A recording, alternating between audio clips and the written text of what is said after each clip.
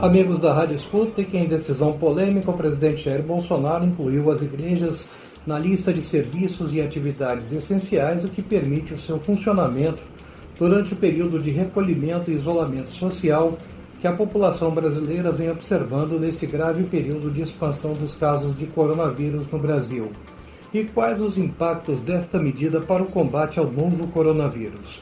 É o tema de nossa conversa de agora com o médico pneumologista Alexandre Milagres, médico da Fundação Ataulfo de Paiva, do Rio de Janeiro, instituição especializada na produção de vacinas para crianças com vistas à prevenção da tuberculose, vacinas estas aplicadas desde o nascimento das crianças e que acompanham todo o seu período de infância.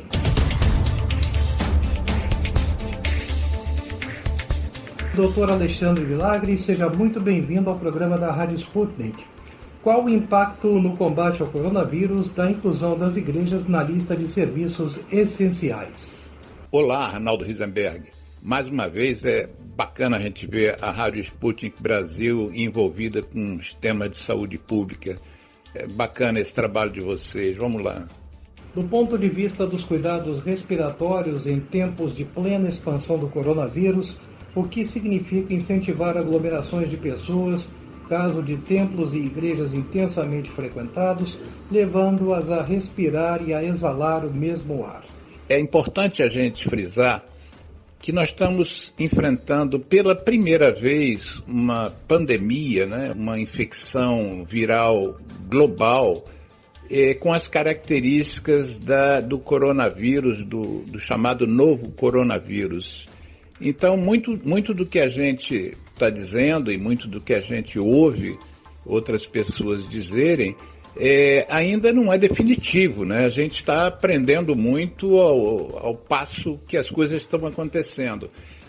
Uma das coisas bacanas para o Brasil é que essa pandemia se iniciou num continente, passou para o outro, enquanto nós estamos observando esses fatos acontecerem, ou seja, nós estamos tendo uma oportunidade de aprender, com as lições que estão sendo passadas pelos outros países e pelas outras autoridades desses países, que é uma oportunidade rara e a gente tem que valorizar a lição aprendida. E a lição aprendida, ela não é muito favorável a essa decisão que o presidente do país, o presidente Bolsonaro, está tomando em relação às igrejas, porque a gente sabe que essa doença é uma doença com uma infectividade moderada, mas ela tem uma infectividade que está causando o impacto que a gente tem visto, né? Uma pessoa infectada pelo coronavírus,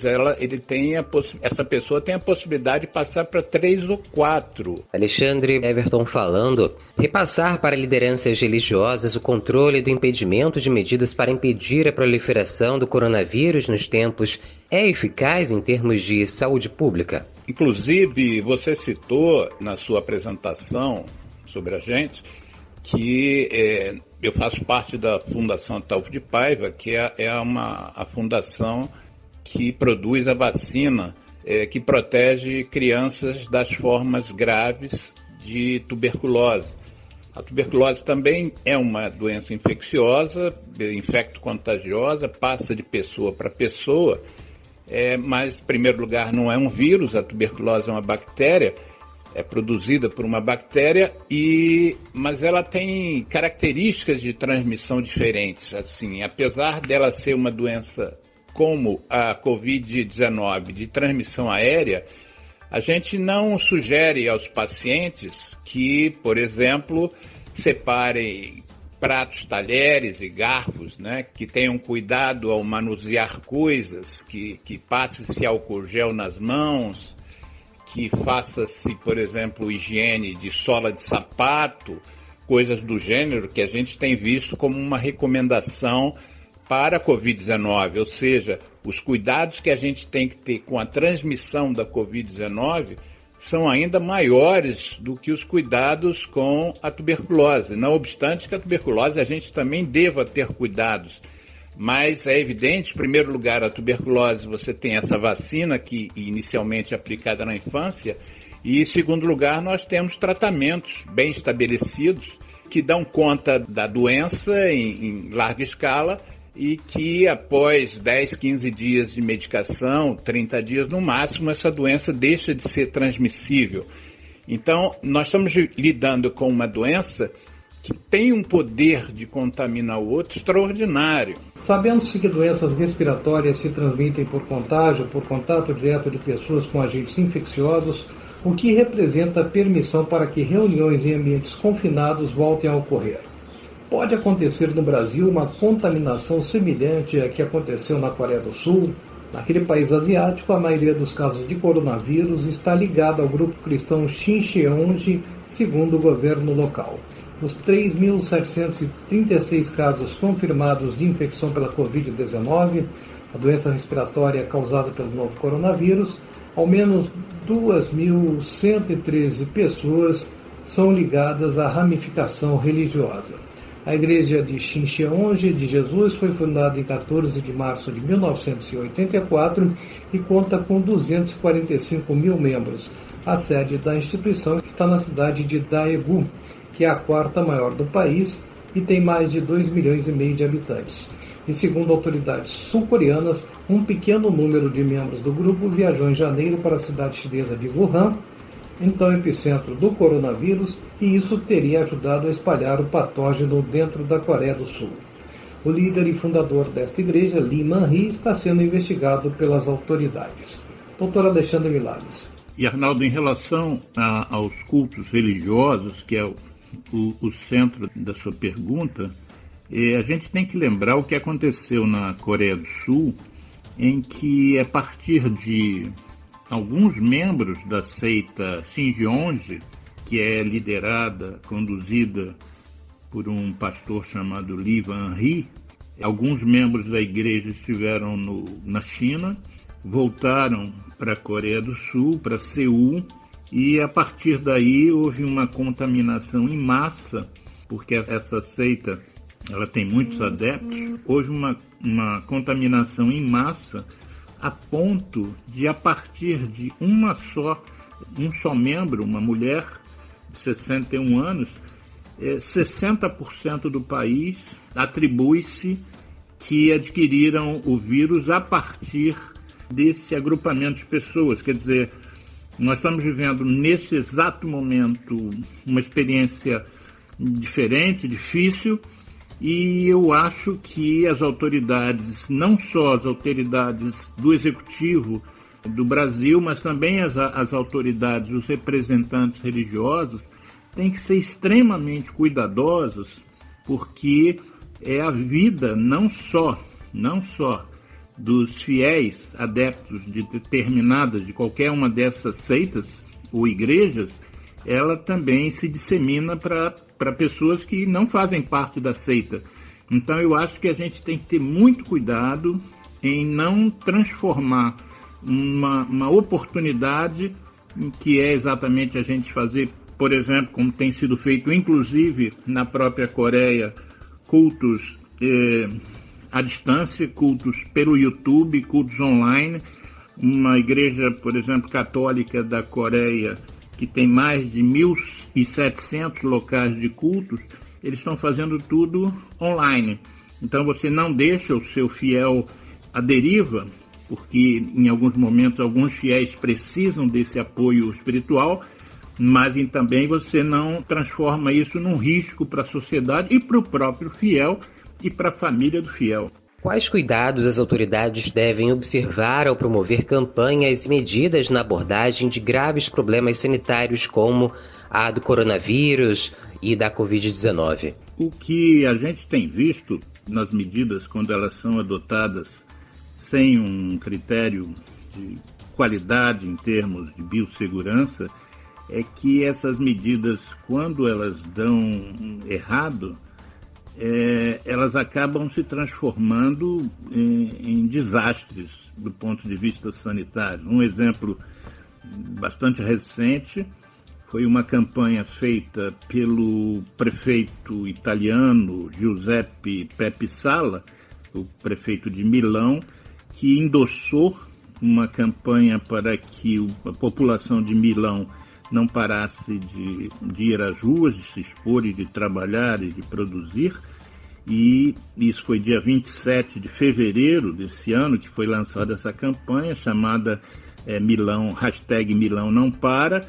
E o que acontece é que um mês depois, Milão, que aquela época tinha 12 mortos, hoje já computa quase 5 mil mortos no intervalo de 30 dias. O que fez o prefeito agora recentemente? Pediu desculpas, assumindo que provavelmente foi um erro ele ter encampado aquela decisão e aquela campanha, e que ele alega que não tinha noção naquele momento do impacto e da virulência da infecção. Enfim, o próprio pastor da Coreia do Sul, que a gente estava se referindo, Lee Man-hee, também acaba de vir a público em Seul pedir desculpas e dizer que não tinha cedido o nome das pessoas infectadas da seita Shincheonji por uma questão de ética, enfim, mas que isso acabou gerando, essa infecção se disseminou pelo país, e ele agora vem dizer que não era essa a intenção dele e nem da sua igreja, mas enfim, o fato é que quando a gente toma decisões equivocadas em saúde pública, a gente corre o risco de ter desfechos graves, que inclusive são desfechos que podem levar as pessoas ao óbito. Então, é preciso ter muito cuidado com essas decisões que não são embasadas em evidências, não são embasadas em estudos sérios, que estão sendo feitos às pencas agora, mas, volto a dizer, estão sendo disseminados. Nós temos hoje uma infecção em plena vigência das redes sociais e de uma imprensa que está extremamente atuante, como é o caso da Rádio Sputnik Brasil. Então, a informação é o que não nos está faltando. Voltando à questão da Coreia do Sul, o que aconteceu lá pode acontecer no Brasil, doutor Alexandre Milagres? Quando você pergunta se isso pode acontecer no Brasil, uma contaminação em massa a partir de eventos religiosos com aglomeração, eu não tenho a menor dúvida, quer dizer, nesse sentido não há mais dúvida. Eu acho que realmente a experiência de Seul ela é muito evidente. Eu acho que, volto a dizer, as nossas lideranças religiosas têm que ser absolutamente responsáveis, mesmo que essa orientação não tenha vindo expressamente ainda do Ministério da Saúde e muito menos, como é que se vai esperar, do presidente da República. E eu acho que as próprias lideranças religiosas têm que se colocar, têm que usar toda a tecnologia disponível para não deixar o seu fiel desamparado, mas tem que ter extrema responsabilidade e levar a mensagem que eles queiram levar do ponto de vista religioso, mas em condições de biossegurança minimamente adequadas. Doutor Alexandre Milagres, muito obrigado por mais essa entrevista à Rádio Sputnik, muitas felicidades para o amigo e em breve teremos o prazer de novamente recebê-lo em nosso programa. Arnaldo, a gente que tem que agradecer a oportunidade que a Rádio Sputnik Brasil sempre nos dá e vamos aí ficar confiantes, né? O otimismo tem que fazer parte da nossa vida, vamos enfrentar esse desconforto aí que nós estamos sendo obrigados a enfrentar. Vamos orar e irradiar positivo para aqueles que estão sofrendo nesse momento, as famílias que eventualmente perderam membros queridos, e nós temos relatos bastantes, mas vamos pensar positivo e vamos adotar a estratégia que tem dado certo, que é o distanciamento social, o isolamento social e, por enquanto, o confinamento, de forma que a gente consiga achatar essa tal curva para que as nossas unidades de saúde tenham condições de prestar atendimento que a população requer mais do que nunca. Esse foi o médico pneumologista Alexandre Milagres, que nos falou dos riscos de se tornar a concentrar pessoas no mesmo ambiente diante da inclusão de igrejas pelo presidente Jair Bolsonaro na relação de atividades essenciais que podem funcionar normalmente. Lembrando que a Justiça Federal no Rio de Janeiro suspendeu na sexta-feira, 27 de março, os efeitos do decreto do presidente Jair Bolsonaro definindo como serviço público essencial atividades religiosas e funcionamento de casas lotéricas. A decisão foi do juízo da Primeira Vara Federal de Duque de Caxias. A determinação atendeu a pedido do Ministério Público Federal para que as atividades religiosas e o funcionamento de lotéricas fossem suspensos enquanto durar o período de isolamento social para conter a disseminação do novo coronavírus. Em seu despacho, o juiz federal substituto Márcio Santoro Rocha diz que o acesso a igrejas, templos religiosos e lotéricas estimula a aglomeração e circulação de pessoas.